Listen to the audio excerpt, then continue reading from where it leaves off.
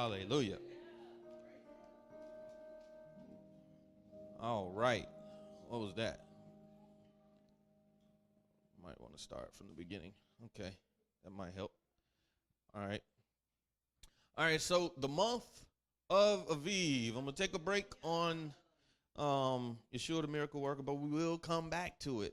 I will come back to it, and we will finish up looking at every miracle as we have been doing for the last several teachings. But I wanted to pause and go through this since we are right here at it. There are a few things that, we kind of sometimes take for granted, especially when you've been in the walk for a while. You kind of fell into a routine. And sometimes, to be quite honest, sometimes the routine you fell into, you just fell into, but you never actually stood up in it, if that makes sense. You fell into it. And you never took the time to actually stand up in it, understand it, learn it, understand completely what it is you're doing, why you're doing it. Is it the right thing? Is it the wrong thing? Is it just something that was handed down to somebody that they then gave to you and you still doing? Figuring all of that out, thinking through it. And so we have to start somewhere. We have to, absolutely have to start somewhere. And I'm a proponent for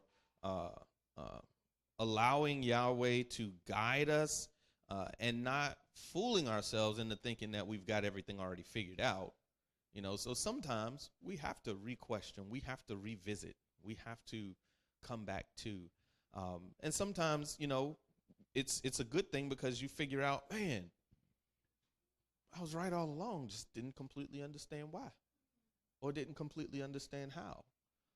And so I wanted to slow down, take time and go through this because we say things all the time and we assume that everybody knows what's meant when it's said. And again, the truth is sometimes we don't even know. And it doesn't mean that it's wrong. Sometimes it's just that you need to understand what it is. So, the month of Aviv. Here's where we are. The word Aviv is H24. H24. And it's an Aleph followed by a bait, yod, bait. Aleph, bait, yod, bait. And it means fresh, young barley ears, barley. Month of ear forming, of greening of crop, of growing green Abib. Month of Exodus and Passover. And so we know that we look at this for the start of the year. So what starts the year? Well, let's take a look at Exodus 12:2. It says, this new moon is the beginning of new moons for you. It is the first new moon of the year for you.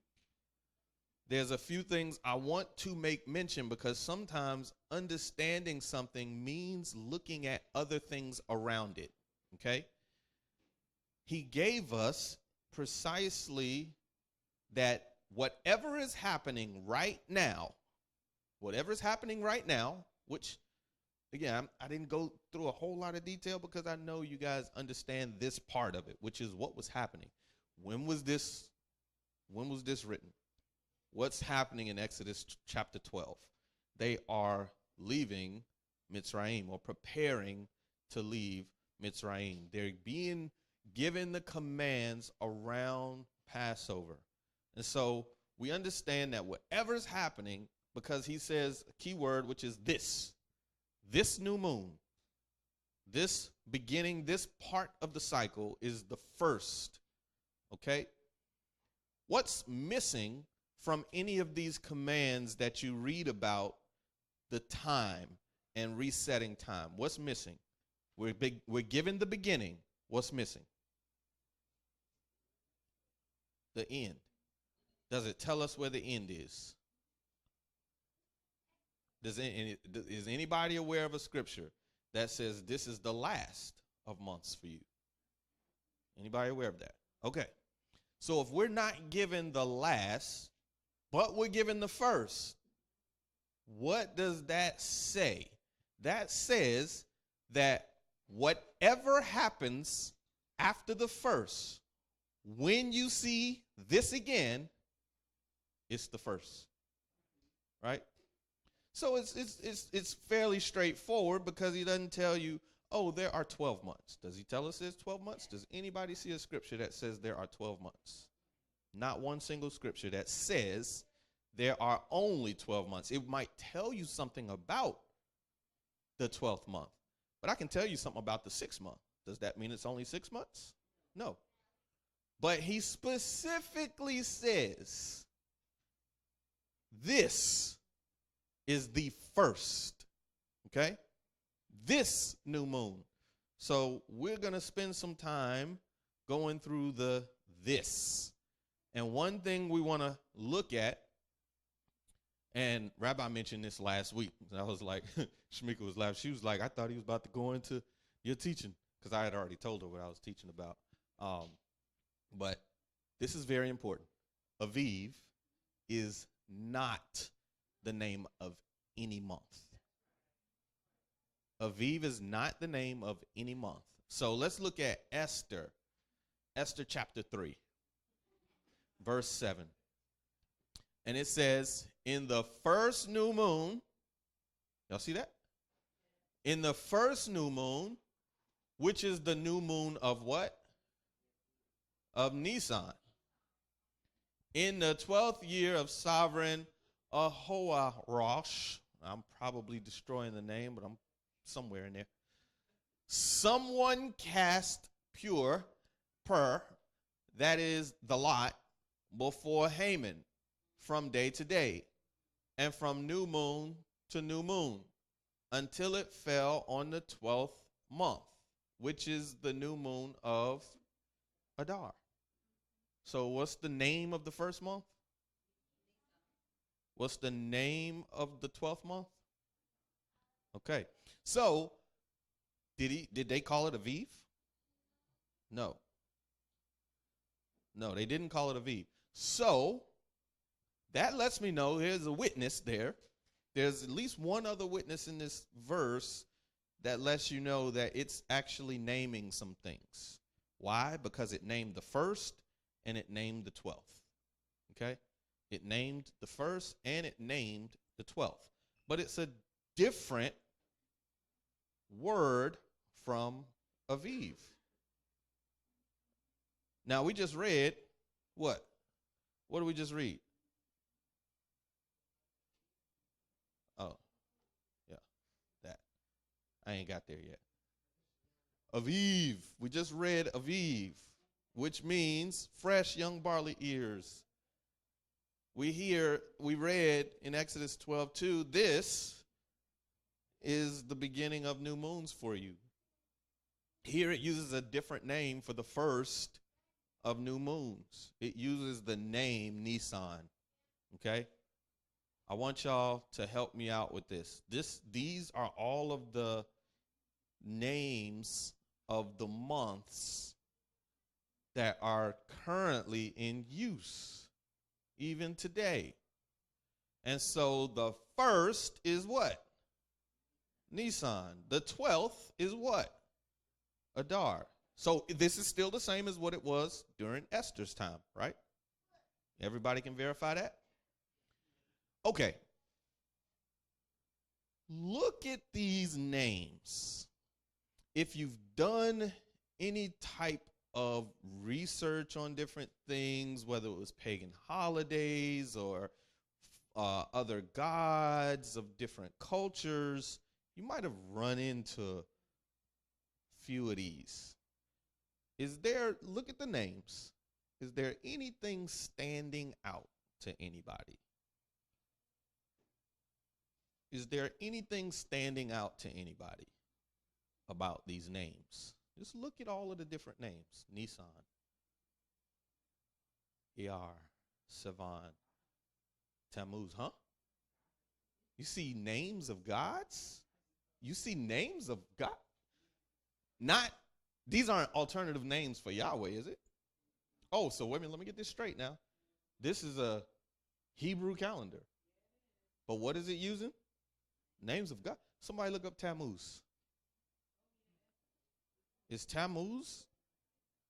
Hey, tell me where that comes from. Babylon? Somebody look up Adar. Somebody look up Elul, Savan, Nisan. Look those things up. Just pick one. Look it up. These are Babylonian deities. These are things related to Babylon.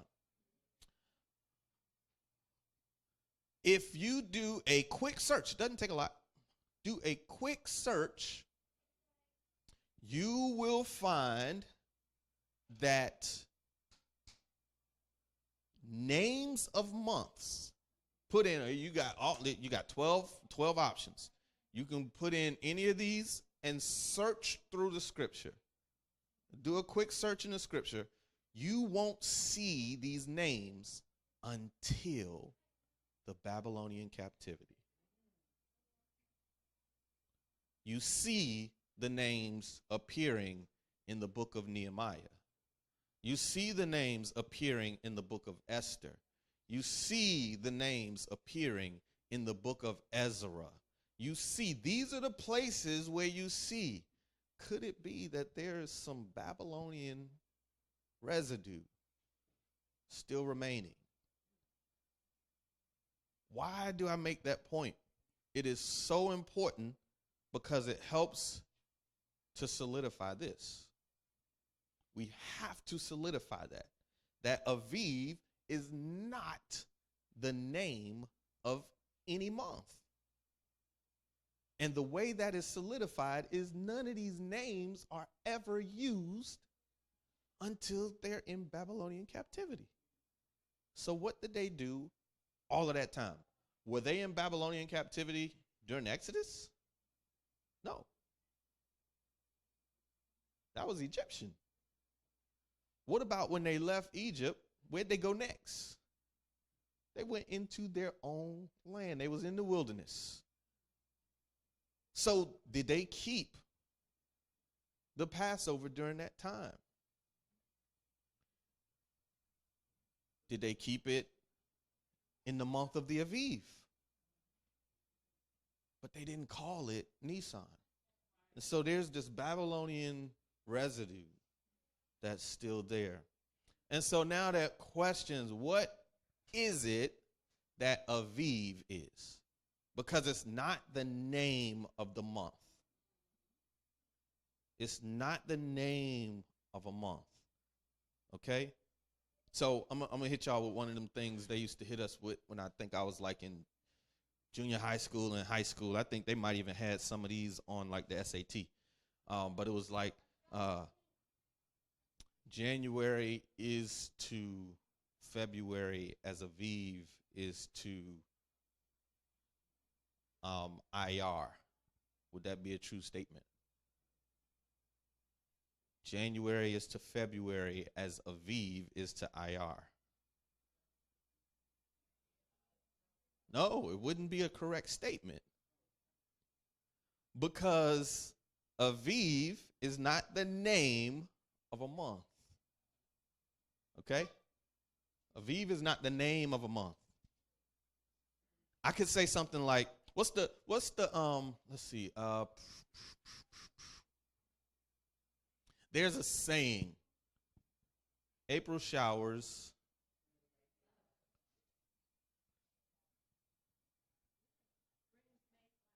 March comes in like a, and goes out like a. So these are what? Descriptors, right? So is Aviv a name or a description? Aviv is a description. So let's begin now to dive into this description. So let's go to Exodus chapter 9, verse 31 and 32. And let's read there first. And it says, and this is very important because they were preparing. Remember, what we read earlier was in the 12th chapter. Now I'm going back to the 9th chapter. So this was during the plagues. Was the plagues anywhere near them leaving? They stretched, and they were over a period of time, but they were close to them leaving, especially the latter ones. And it says in chapter 9, verse 31, and the flax and the barley were struck. And this was I do believe this was the hail. For the barley was in the head, and the flax was in bud. But the wheat and the spelt were not struck, for they were late crops.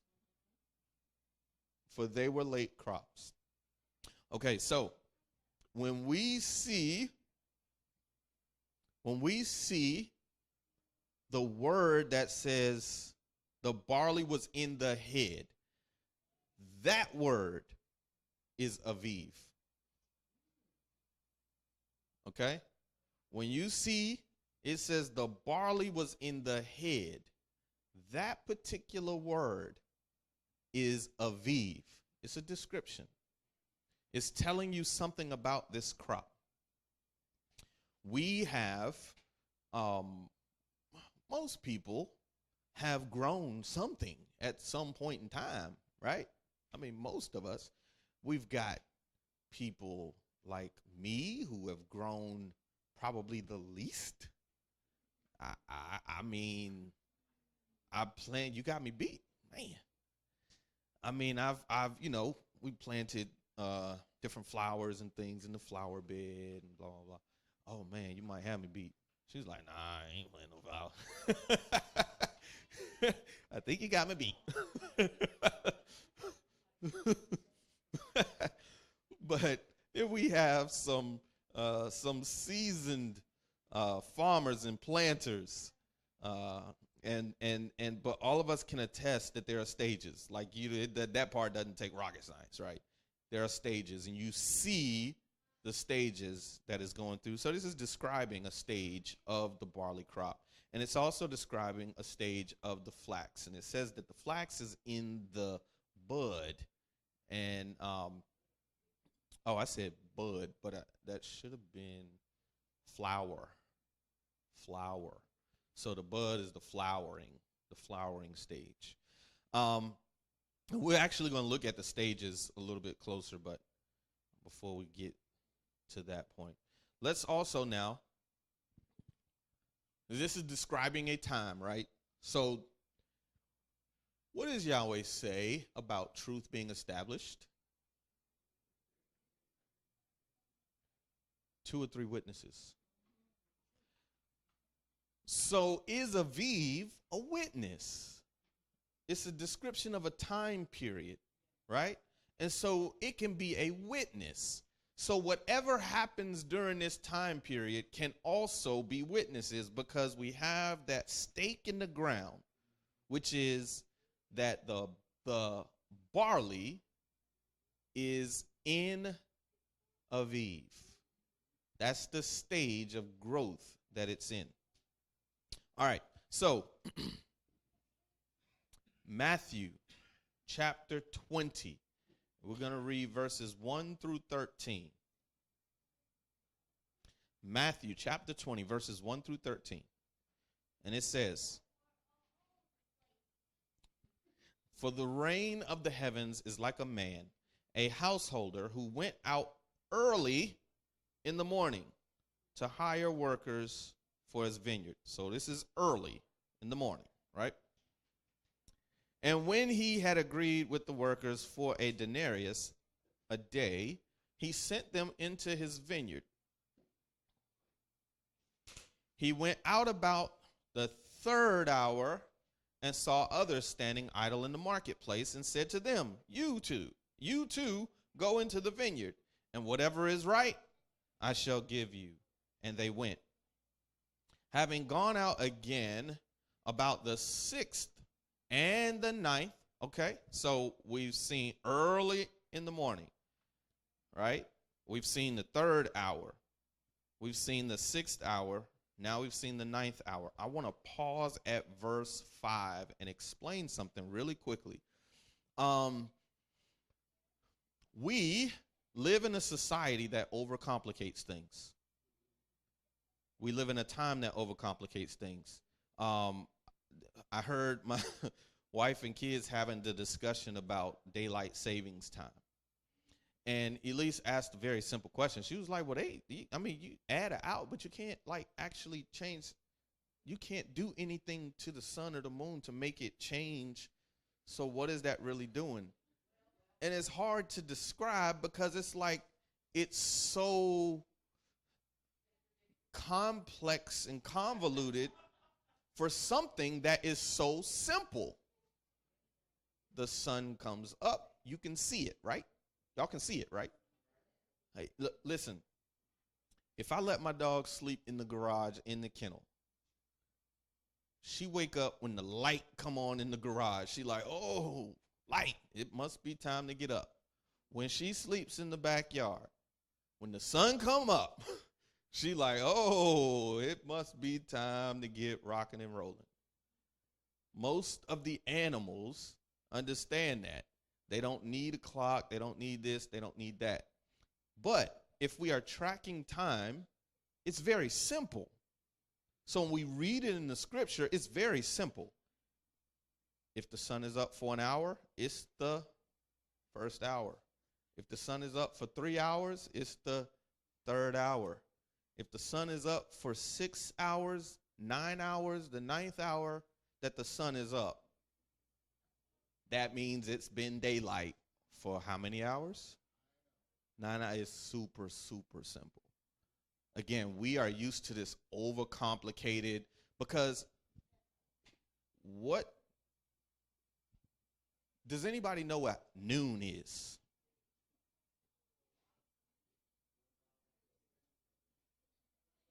You said 12 hours after the sun comes up. No, because the sun, it's 12 noon. That's 12 hours from midnight, which is only maybe depending on what time of year it is. See all of this having to go through. That's maybe 6 hours after the sun come up, maybe 5 hours. But we call noon 12 o'clock. Has the sun been up for 12 hours? No, it hasn't. So again, I'm explaining this so we can sort of back up on the overcomplicated thinking and go more to the straightforward thinking. In the third hour, the sun has been up for 3 hours. In the 6th hour, the sun has been up for 6 hours. In the 9th hour, the sun has been up for how many hours? 9 hours. It's just that simple. Verse 6. And about the 11th hour, having gone out, he found others standing idle and said to them, why do you stand here idle all day?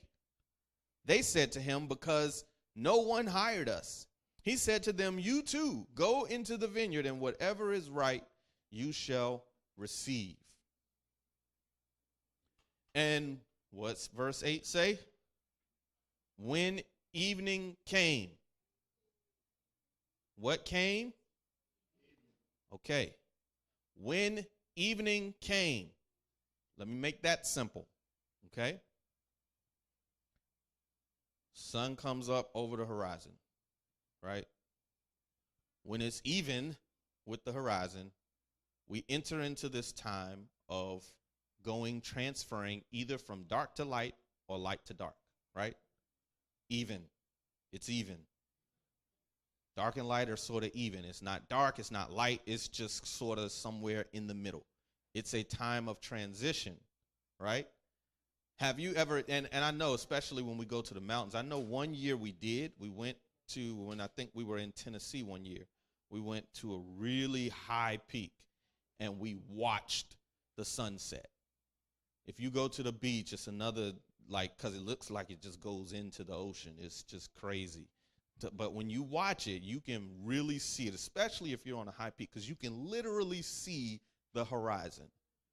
And you can see, and especially where we were, you could look in one area of the sky and see the moon coming up and look in the other area of the sky and see the sun going down. And me and Minister George even did this one time, and I was sitting looking at I don't know what he was looking at, but I was looking at a light pole with power lines. So it was a light lamp right here, and then there were power lines right here. And I could see the moon travel through. And it was like, he was like, it's literally, like I could literally see it moving. But once it starts to happen, it happens fast, right? So from the time where the sun is up above the horizon to the time where it drops, and as the moon is even traveling across the sky, when that sun rises up, it comes up. Now we're talking about it setting. It's going down. It's even. It says in verse 8, and when evening came, the master of the vineyard said to his manager, call the workers and pay them their wages, beginning with the last to the first. And when those came who were hired about the what hour? The 11th hour. What does that mean? The sun has been up in the sky for 11 hours. Right. Okay. Now, here's what happened next. They each received a denarius. And verse 10 says, and when the first came, they thought they would receive more. But they too received each a silver piece. And when they received it, they grumbled against the householder. Verse 12, saying, these last have worked how long? 1 hour. When did they get there? They got there in the 11th hour, so they worked from what hour to what hour? What's happening at the 12th hour based on verse 8? Evening. Evening is happening in verse 8. So what does that tell us right here about this time? It was 12 hours in the daytime, daylight hours, which means there were roughly about 12 hours in the nighttime. In the nighttime. And verse 12, again, I'm going to finish reading it. And it says, these last have worked only 1 hour, and you made them equal to us, who have borne the burden and the heat of the day. But he answering said to one of them, friend, I do no wrong. Did you not agree with me for a denarius? And that's it. You agreed for a denarius. Just because I paid them a denarius for working 1 hour, I paid you a denarius for working 12 hours. I paid you no less than I told you that I was going to pay you. And that made me think of John chapter 9, verse 4. Because who's talking and giving us this example, or what's it called? Yeah, there you go, parable. Who's giving? Mashiach. So this is Mashiach who's giving this parable, right? So we're getting some insight into his mind, right? Well, what does he say in John chapter 9, verse 4? It is necessary for me to work the works of him who sent me while it is still day. Night is coming when no one is able to work. When did they stop working? Evening. Why? They received their pay and they went on home. And the next day, when the sun rose, boom, they came out, started working again, right? All right. Let's now go to John 11. John 11, we'll read verse 9, and I would read the whole thing, but I'll spare you the time So I jumped down to verse 55, and we'll be able to get exactly what it is. We'll get exactly what it is. So Yeshua answered, are there not 12 hours in the day? Who answered? Yeshua answered, are there not 12 hours in the day? Now, that was Yeshua giving the parable about the 12 hours. That was Yeshua giving the work while it is day. So that lets us know something. If anyone walks in the day, he does not stumble because he sees the light of this world.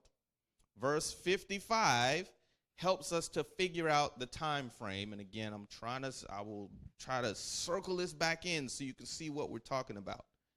Now, what? The Pesach of the Yehudim was near, and many went from the country up to Jerusalem before the Pesach to set themselves apart. So what time of year was this? The Pesach. When is the first of months? What do we do in the first of months? We do the Pesach. How do we know when the first of months is upon us? Aviv. Now, according to everything that we just went through, it also sort of tells us that during this time, again, what did I explain? How simple it is. If the sun is up for 1 hour, that's the first hour. If the sun is up for 5 hours, that's the fifth hour. If the sun is up for 10 hours and it goes down before that 10th hour is complete, how many hours were in that day?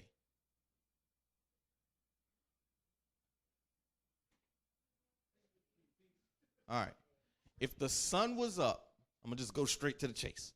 If the sun was up for 10 hours and went down, and that even happened, and again, you're talking about maybe today we call it dusk.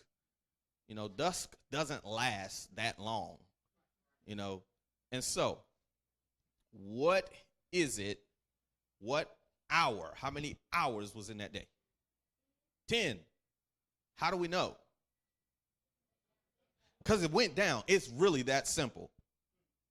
It's that simple. Now, are there times in the summertime that the sun is up for more than 12 hours? Yeah.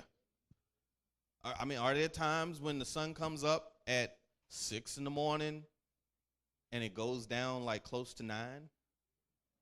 That happens, right? How many hours is that? Ooh, girl.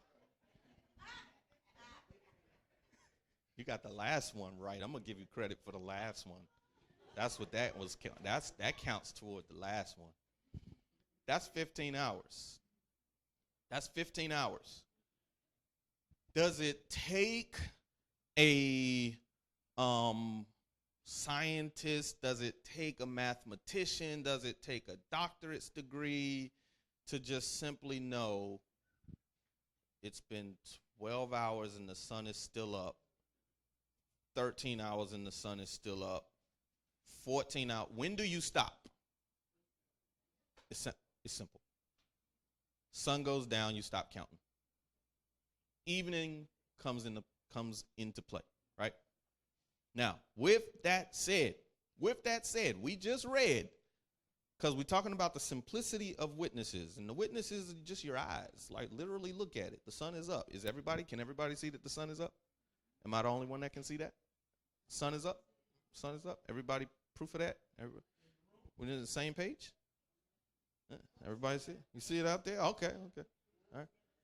You see it out there. Everybody can see. There's windows and sun rays coming through those windows. So we can all witness that the sun is still up right now, right? Kids, who rides the bus? Hands. Who rides the bus? Okay. All right. Who rides the bus? Who is out the house at, say, 6 a.m. to ride the bus? Okay. 6:30. Okay. Okay, that might be a good one. All right. So, do you remember a time when you were riding the bus and it was dark? Yes or no? Okay. Okay. Do you remember a time when you were riding the bus and it was light? Yes. Okay. Now, what about the parents who go to work and you get off around 5-ish?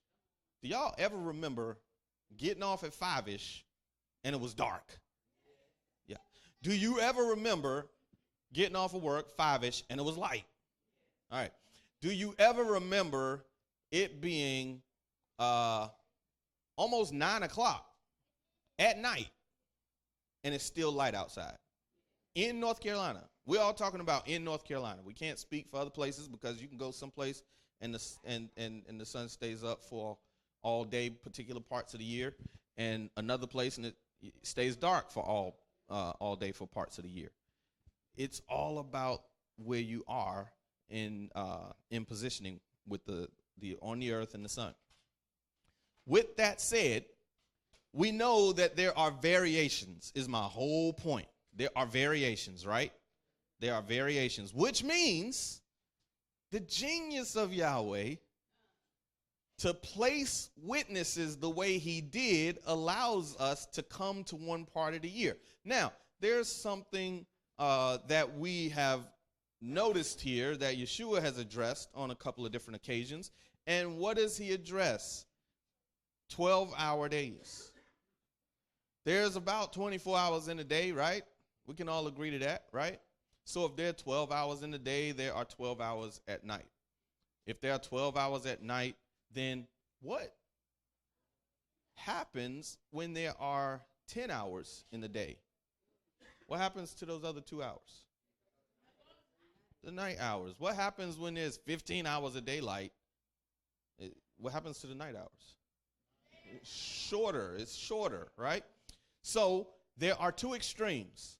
One extreme happens in the summertime, right? That sun, we see the longest time span with the sun being up. That is the summer solstice. This ain't got nothing to do with paganism. It is what it is. The sun, you can take the word solstice out if that offends you. The sun stays up the longest in the summer. There's an opposite to that happens in the winter solstice. The sun stays down the longest. So in the summer we have the longest time, the longest point in time day when it stays up. In the winter we have the longest point in time when it stays down. If you've got these two offsetting extremes, my logic tells me that there are at least two other points. What are those two other points? When it's perfectly symmetrical, right? Because that's the only way you can offset, right? Y'all understand that. Think about it in math terms.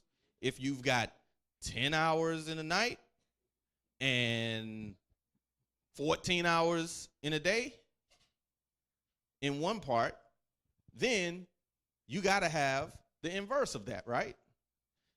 If you have the inverse of that, if you are just simply going around and touching those points, just like if you was into math and you was into, I think would this be trig? I think maybe, possibly, I don't know.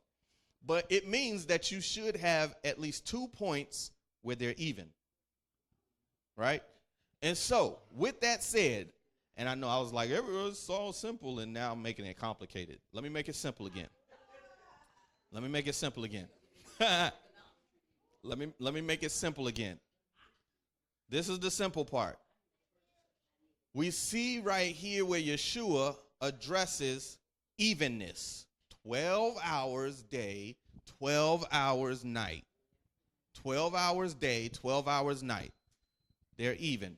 That happens obviously during Pesach or during this time of year in the relative space of that time of year.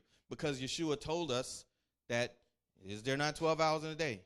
And then we read in verse 55 that now the Pesach was near. So we can link those two things together. What else do we have that we can link in? Because there's something else that we need to remember. That happens twice a year. It happens twice a year. Because remember, you have two extremes for longest up, longest down. Now you can't have one even, because one even only justifies one part of the equation. You got to have another even to justify the other part of the equation. So you have two evens. Boom, boom. You have one extreme, another extreme. A even. Now you have a symmetrical equation. It's perfectly symmetrical. Now what does that mean? 2 times a year, there are 12 hours in a day and 12 hours in the night. One time in the spring, one time in the fall. One time in the spring, one time in the fall. They call that the equinox. Again, if that bothers your Hebrewism and that bothers you so much, you can just call it, it's equal. Equal day, night. Equal day, night, day. You don't have to call it the equinox. Even though the word equal and equinox obviously have some kind of root in their meaning. We speak in a language, so the word is going to help us identify what actually took place. There are equal daylight hours, equal night hours, 2 times a year. 2 times a year. But let me ask you this. When is Aviv? Once a year. That is in spring. So now Yahweh has narrowed it down, and it's so beautiful, y'all, because you think about it, if you had, Minister George, help me out. Narrow it down to the 2 most important things to grow anything. Yeah, narrow it down to 2. If you don't say the right thing, I'm going to make it 3. But let's start with 2. So you got to read my brain there. If you ain't got nothing else, you need sun and water. Light and water. And so if you are trying to have a feast that involves offering roasted grain unto Yahweh, because was that a part of Pesach? The grain offering was a part of Pesach. Now, what did we read back in I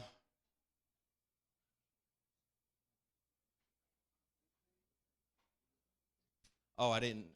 It was right here. What do we read in Exodus 9:31? We read something very important there. What do we read back in Exodus 31? That's so important. It described the growth stage of the barley at that time. Does that happen randomly? No. Because too early, there's not enough light. It's not enough sun. And it may even still be the wrong balance of water. So it's not allowing the barley to get to the stage that it needs to get to. Anybody ever try to eat something that wasn't quite ripe yet? Yeah. Usually not good, right?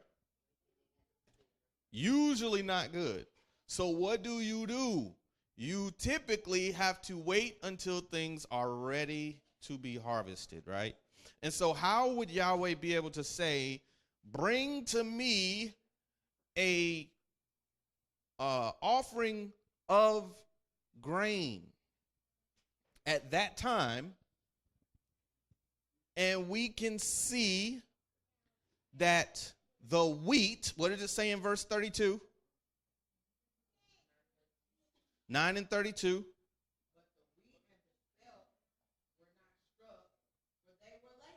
They were late crops. So you can't bring that because they are not even ready. You got to bring what is ready. So in the spring, barley is ready. What y'all think happens 50 days later? The wheat is ready. The wheat is ready. Shavuot. You can't wave a first fruit of wheat if ain't no wheat. So it is so simple, but we live in this complex time, right? We live in this complex time. And so I want to make sure that I'm tying these two things together, because now we've tied the time that the sun is staying up to 2 times a year. We've narrowed that down. And then we looked at, when does the barley come into Aviv while it's close? Doesn't have to be perfect. It does not have to be spot on, but it just needs to be within the parameters, right? It needs to be within the confines. Why? Because we need to know that so that we know when to say this is the month of Aviv. The Aviv will happen in this month. When we can say that, what can we begin to count down toward? Pesach. We can begin to count down toward Pesach, because we can say this is the first new moon of the year, and this is, okay, day 1, okay, day 2, okay, day 3, okay, day 4, until we get to what? Day 14, and now we know we have the Pesach. And guess what else we know? We can make unleavened bread. How can you have Feast of Unleavened Bread if is there wheat? No, because wheat comes when? Late crop, summer crop. So what are you making? Again, I'm not talking about us going to the grocery store, because, yeah, there is flour in the grocery store. But when we are in the wilderness and we have sown a field, we got to wait till the grocery store open, which is when this ground submits what it is for us to use. Yahweh would never tell us to do something where it's out of line with the time to do it. So in order for us to make the unleavened bread that we have been commanded to eat, Yahweh would be evil if he was like, eat unleavened bread on Passover and for a full 7 days. But ain't no unleavened grain. Ain't no grain ready to harvest. That would really be evil. But he doesn't do that. He says to us to eat unleavened bread during the time that we can now harvest. We can now receive, because the ground has brought it forth. How do we know? Aviv. So we've narrowed it down. We've narrowed it down. And so I looked this up, and I wanted to share this because it gives a more tangible, and it's relevant because this was this month. And I'm going to tell y'all, even before I show this, why I was like, I've got to look into this more. You know, we say all the time, you know, Aviv is when the barley, you know, the head is in the shoot. It's in the shoot. It's in the shoot. What does that mean? What is a shoot? Anybody know? Right, exactly. What does it mean to be in the head? Anybody know? Exactly. So I'm like, we've got to understand this from the perspective that they understood it. And they were not reading it, trying to make sense of it, because I've heard all sorts of things, y'all. I've heard people calculate when to start Passover based on when the frogs croak, because that means life is coming back and animals are mating. And so I've heard it based on when everything turns green. And that's because life is coming back to the earth. So, yeah, I mean, I got at least like 2 or 3 neighbors who they grass stay green all year. Yeah, I know they put some money into that greenness. That's the green you seeing, all that money that's in the ground. But them jokers, man, they is about it. They stuff stay popping green. They put the right stuff on at the right time, and they keep it green all year. They ain't got to cut it during the winter months because it ain't going to grow. But it's still popping. It's still green. So we can't base it on that. We got to have some witnesses. We got to have some stuff. And so I looked this up. I wanted to share this. And hopefully, let me see that remote. No, the other one. TV, yeah. Thank you. Make sure I got some volume. All right. I wanted to show this, and I was telling my wife this morning, I was like, man, and I looked it up. There's not many, but, I would really love if we could, like, legitimately go to a barley field to see what we're about to see on the video, because it makes a difference. We understand. We've been calculating when to do the feast, and for the most part, we've been right on. But I want us to understand, I want everybody to understand how we come to these conclusions. I know we have started doing it more open as an entire community, but I really want everybody to understand all of the many parts, and especially because so many different schedules are out there. And I'm not even saying this is what proves me right. No, that's not the thing. This is the attempt to have it correct. Okay, so you need to, if you come to a conclusion, there needs to be a reason you came to that conclusion, and you need to be able to support that conclusion that you came to, not just, well, this is what we do, or this is what so-and-so said, and then you see somebody else's schedule, and you're like, well, they doing it then. Y'all, we don't know what we doing. I don't know why we do that at MHG, because everybody else doing this. Here's why.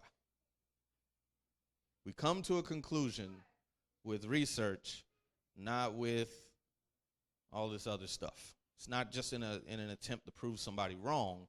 It's in an attempt to be, in fact, correct. And if we still got it wrong, let's keep fighting. We're going to figure it out. So take a look.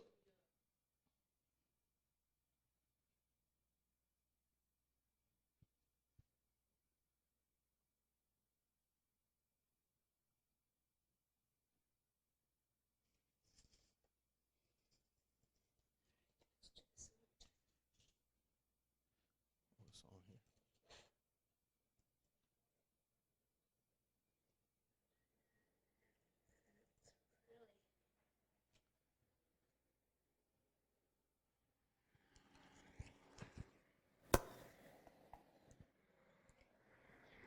Again, when I squeeze it, it just feels empty. Because this little Camo is so small. Oh, there it is. See that? Oh, good. There it is. So that's the stage of the seed right now. It feels like a little soft seed. So that's it. That is the stage of this field. Very large field. And we are going to go on to the next one. So this is in Israel, by the way, in the Jordan Valley. Right, we're at our next field. We're still in the Jordan Valley. And we're seeing the same thing. We're seeing a nice field. I'll just kind of show it to you. Nice big field. And it is still in flowering stages. See, you can still see these little flowering going on there.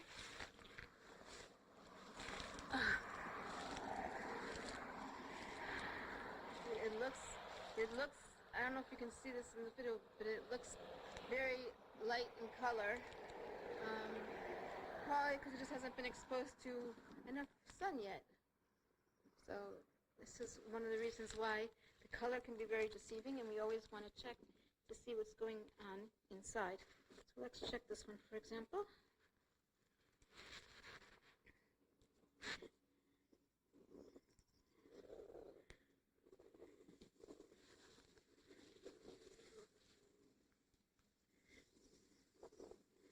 And I can feel that it's empty, but I'll try to open it up for you. Oh yeah, see, there's that little tiny cotton ball, as we affectionately like to call it. It's actually just a little seed.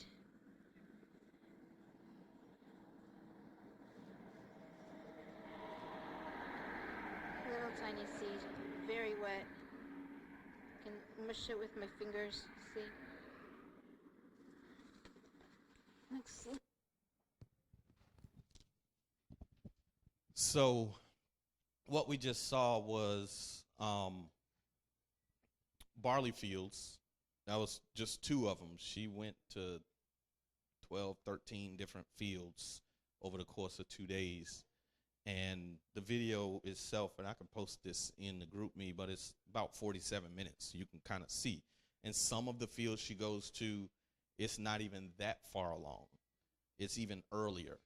And this is not from 2, 3, 4, 10 years ago. This is from a couple of weeks ago.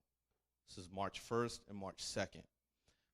If y'all remember, we started entering into March, really February, and like pollination started, and I was sneezing and rubbing my eyes and going crazy. I was like, man, things started turning green. I got real confused. I was like, whoa, wait a minute. Are we about to miss Passover? Are we in the right time? Has the process really been taking place, and we're about to miss it? Is the barley going to be where it needs to be by the time this particular new moon happens, which at this point would have been just happening or just about to happen? And so if you pay attention, because where are we at? We should be, Mr. George, where are we at? About halfway through. We should be at. Yeah. So we are, y'all should see basically still sort of appears to be full. And then we're going to see the process of it now diminishing back to nothing. And then once we see that next slither, if we're this far along, it tells us 2 things. It tells us if we started with 2 weeks ago new moon, that was 2 weeks ago, we would not, because right now we'd be past Passover. We would actually be in the time of unleavened bread right now. Would we have been able to offer? Would we have been able to do that? And we know, and I'm going to tell you another way, because the scripture we go to, matter of fact, let's flip there real quick. I don't have it in here, but I want to make sure you understand. I'm not making this up. Leviticus chapter 23 gives us, many parameters around the feast days. And one giveaway that I noticed today. So go to Leviticus chapter 23 and let's go to verse 5. And it says, in the first new moon, on the 14th day of the new moon, between the evenings, is the Pesach to Yahweh. And on the 15th day of this new moon is the festival of Matzot to Yahweh. 7 days you eat unleavened bread. On the first day you have a set-apart gathering. You do no servile work. And you shall bring an offering made by fire to Yahweh for 7 days. On the 7th day is the set-apart gathering. You do no servile work. And Yahweh said to Moshe, and this now backs up a little bit, and it says, speak to the children of Israel, and you shall say to them, when you come into the land which I give you, and shall reap its harvest, Then you shall bring a sheaf of the first fruits of your harvest to the priest. So this is a sheaf of the first fruits. That means that you've harvested, right? A sheaf of the first fruit. And then it says, and he shall wave the sheaf before Yahweh for your acceptance on the morrow after the Sabbath. The priest waves it. And on that day, when you wave the sheaf, you shall prepare a male, a year old, a perfect one, as an ascending offering to Yahweh. And its grain offering. The grain that will be available at that time would be barley. 2/10 of an ephah of fine flour mixed with oil, an offering made by fire to Yahweh, to sweet fragrance, a sweet fragrance, and its drink offering 1/4 of a hin of wine. And you do not eat bread or roasted grain or fresh grain until the same day that you have brought an offering to your Elohim, a law forever throughout your generations in your dwelling. And even that word right there, that roasted grain, that's the word that's used to describe roasted barley. And 15 says, and from the morrow after the Sabbath, from the day that you brought the sheaf, so that backs up. It says from the day that you brought the sheaf of the wine offering, you shall count for yourself 7 completed Sabbaths. So you see how this is now connecting to the next portion. So it's talking about during what time that we bring the first sheaf on the first fruit. When is that brought? That is brought during, it'll be inside of unleavened bread, because it says the morrow after the Sabbath. So it's not a particular day, 1, 2, 3, 4, 5, 6, 7, but it's the morrow after the Sabbath. So wherever that falls, it could be the first day of unleavened bread, it could be the second day, it could be the third day, the fifth day. Wherever it falls, it's the day after, the morrow after the Sabbath, okay? And the way we know that it's not just talking about the first day of unleavened bread or the last day of unleavened bread is because you can't count 7 of those and come up to 2 months later. How long is it going to take you to count 7 morrow after the Sabbaths of the first day of unleavened bread? It'll take you 7 years, because there's only one of them a year. But how many Shabbats are there? They come every 7 days. So when it tells you, it tells us 50 days. It tells us 50 days. So that's very simple. You can easily figure out, well, it can't be talking about the morrow after the yearly Sabbath. It's got to be talking about the morrow after the weekly Sabbath. Okay? And this has been harvested. That's the important thing to recognize. It's been harvested. Why would you harvest this field right now? It's not ready.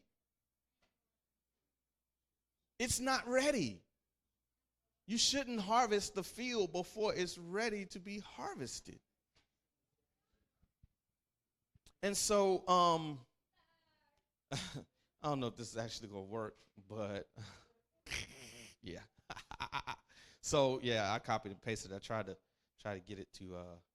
I was like, I can't quite get this to do what I want it to do. But there are stages, and that got no better. I thought I could make it even bigger, but there's only one magnifying level, and it don't get no bigger than that. So there are stages that the barley goes through, okay? So I'm gonna kind of read them off, and since you really can't see, let me see if I do this. Maybe if I try this, no, I can't. It won't let me make it no bigger. So there's germination. There's tillering.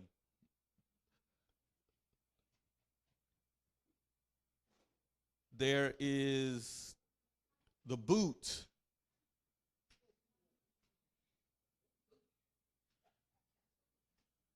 There is Let me see. Let me go back over here. And I'm pulling these resources. Even these are all coming from different things. And this right here has nothing to do. Head emergence. That's what that one is. This has nothing to do. These people don't care nothing about Pesach. These people don't care nothing about keeping no feast days and none of that. They just grow barley. They just grow barley. But they can tell you the stages of that barley. And they don't need to prove to you that you got your time right or not. Head emergence. What we saw was the flowering stage. A lot of what we saw there, and it's very, it's pretty intuitive. So like the flowering stage, you see little flowers, little buds of flowers. The grass, it just looks like grass. The boot is when it kind of the stalk starts to come up and it begins to start to look longer. And it doesn't just look like grass, and then it's got 2 or 3 leaves, and then now it's starting to flourish, and it comes up and the shoot moves up. The seed is coming up with it. It's coming all the way up. And so let's see what other 6 flowering, 7 is milk development in the kernel. That's about where it was. A lot of when she said it was still wet and it was mushy still, it's not ready to be eaten. It's not ready to be eaten. And so it has to be harder. And it can't still have moisture. That is close to the time. That's how we know, hey, if we go ahead and start, by the time we get to Pesach, to be able to actually deal with the wheat or the barley, we would not be in good timing. But if we wait until this next stage, now we're looking at the late milk, the dough development in the kernel, the early dough, soft dough, it's developing a shell. And it's getting harder. It's getting rid of the moisture, getting closer to being able to be actually eaten. So if when we come into that stage now, if that's 2 weeks before, we know by the time Pesach gets here, we'll be good to go. That's when we know. And so then, oh man, now I can't even see it. Come on back. You do? Glad you do. Got superhuman eyes. All right, so we're late though. Okay, and then you see ripening. Then the kernel is hard and it's difficult to divide with your thumbnail. So see how she just tore it right apart, and she could almost, some of them, she couldn't mush the first one, but the second one, it was still so milky, she could mush it. They call that cotton. They have nicknames and different things for it as well. But you can still mush it. It ain't nowhere near ready. And so here, ripening is starting to get hard, and now it's starting to shed a lot of the moisture. And then once it gets through that part, the kernel is hard and it's harvest ripe. It's harvest ripe at that point. Let's see. I think that was it. Yeah. Oh yeah, that was it. So see, they kind of have these things all numbered. But this is a picture of roasted barley grains. So what they would do at this point, so when we read roasted grain, or burned with fire or roasted over fire, it's getting the rest of the moisture out. So now they could actually pull those grains off and they could roast them, put them over some fire, and they could eat them. You could eat them. You could, mill them down into flour or whatever it is that that they do. Make oatmeal, whatever it is that's going to happen with it. So, yeah. So hopefully this has helped to understand the time, where we are at, what it looks like. We understand that Yeshua pointed to the time having 12 even hours. So we know that the Pesach is within that time frame, but that is not the only indicator. What's the biggest indicator? The harvest. Yahweh is not going to tell us, he's not going to tell us to bring an offering or to eat something that's not even ready to be eaten yet. Because if we did it I've seen some people doing it in February, but even if we did it in March, if we did it in February, we'd be eating grass, period, point blank. Straight grass. February. March, it's just not ready yet. You can see this was from 2 weeks ago. Now it probably looks totally different. Totally different. And so now we can comfortably say that we are in Aviv. Not because Aviv is the name of the month, but it describes the crop. It describes the stage that the barley is in. So now we know, again, does he tell us? Did he tell us how many months are in a year? Did he tell us how many months to count and when to start over? No, he didn't tell us how many. He simply told us what to look for to start again.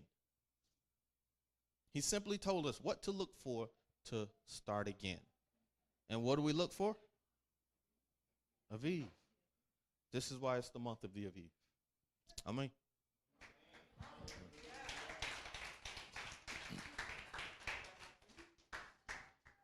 Lamar's, Miss George. If you get a new moon calendar, I don't care what you classify as the new moon. It can be the dark moon. It could be the slither on the left. It could be the slither on the right. It can be a full moon. I don't care. As long as you keep the same cycle going. I've done this. You got to go to something, either a website that will give you years, and there are plenty of them out there, but you just look at it and just follow the same pattern every time. If you go from full moon to full moon, say 1. If you go from slither to slither, say 1. Just keep going. Keep doing that. Correlate it with whatever month that's on our pagan calendar. That's on the Jewish pagan calendar. Whoever's calendar you want to use, it don't matter. As long as they match up. You just keep going. What you will find is if you count by 12, it will slowly back up. It will go backwards through the months. If you started in April, it'll soon make its way to March. It will soon make its way to February. It will soon make its way to January. It will soon make its way to December. It will soon make its way to November, so on and so forth, until it has come all the way back around. I've done it. It will back up if you simply count by 12. If you just go 12, 12, 12. 1, 2, 3, 4, 5, 12, 1, 12, 1. If after 12 comes 1 every single time, you will see that it will slowly back up. The other cold hard proof of that is if anybody has been around someone or is familiar in some way with Ramadan. Ramadan is based on 12 months, period. And you look up, this is the other, and I did this too. Look up years of Ramadan. Somebody do that. We got Google. Y'all can do this super fast. Somebody do that. I'm coming to you, Mr. George. Somebody do that for me. Go look up Ramadan for the last 20 years. Dates of Ramadan. Maybe that's a good search. Dates of Ramadan for the last 20 years. Ramadan dates for 20 years. And when you get it, raise your hand, let me know.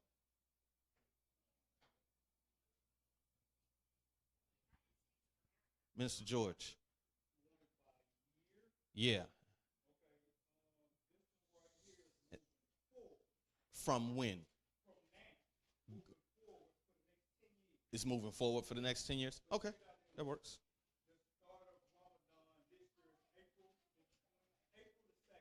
Okay. Okay. Okay. Y'all see? Y'all see what's happening? Okay. Mm-hmm. Mm-hmm. Mm-hmm. Mm.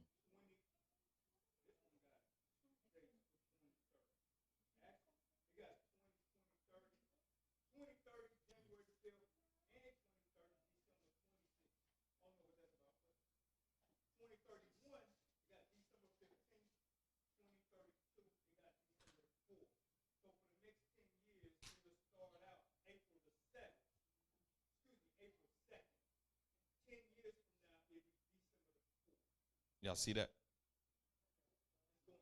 If we kept every 12 months, it is very simple.